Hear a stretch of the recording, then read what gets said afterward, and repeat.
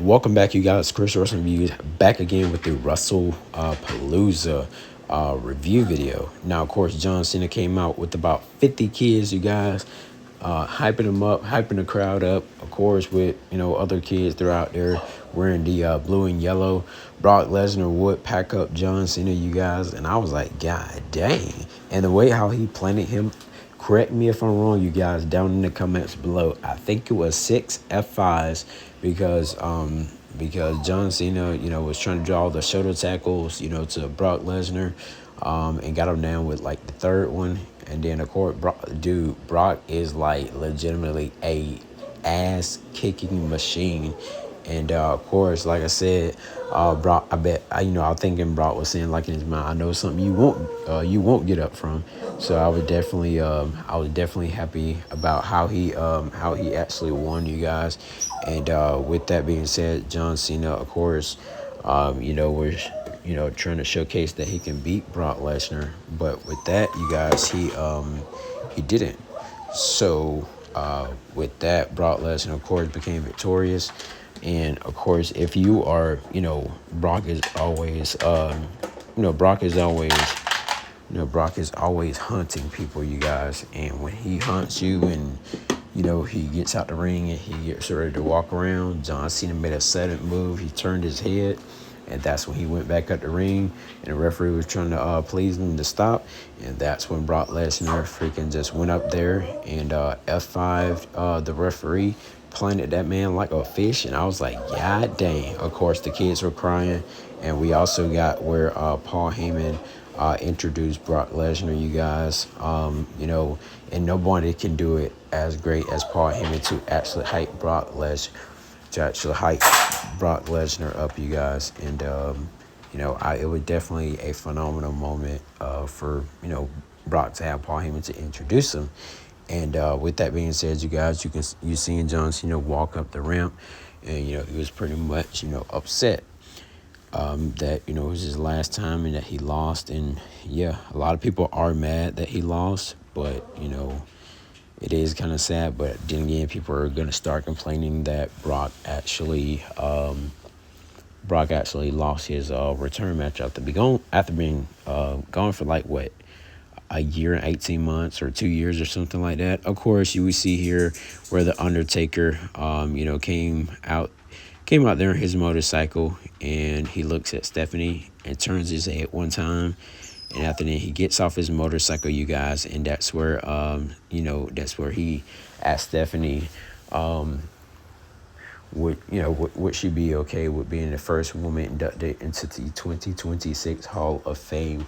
And this is much deserved by Stephanie McMahon, you guys. And I was pretty much surprised that this happened. Of course, Cody Rhodes retained that championship. You can tell the crowd was like freaking tired of seeing Cody Rhodes as champion, because of you're shoving him down our throats, you guys.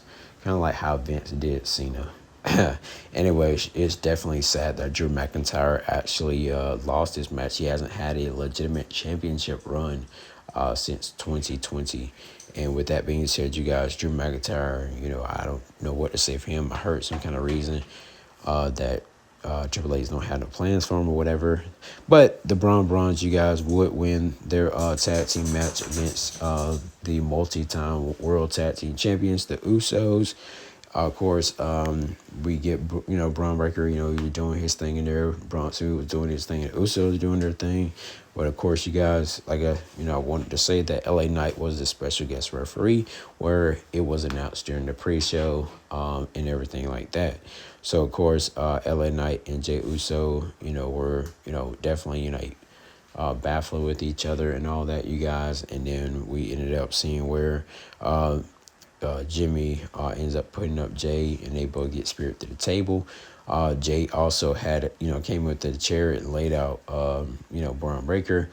No, I think it was Bronson Reed. Correct me if I'm wrong, you guys. But we ended up seeing where the chair ended up backing up and hitting Jey Uso in the face. And I was like, man, but LA Knight definitely did check on him and everything like that. You can definitely see If you go back and watch the video when that chair shot did hit, you can see Paul Heyman was definitely, kind of shocked how that happened. Of course, Stephanie McMahon did win the vacant women's world championship. And that's where she actually did like this pretty cool move where she kind of like stomped Io on the ring post kind of like thing. But of course, after the match, you guys, Io would go over there and congratulate what's her name.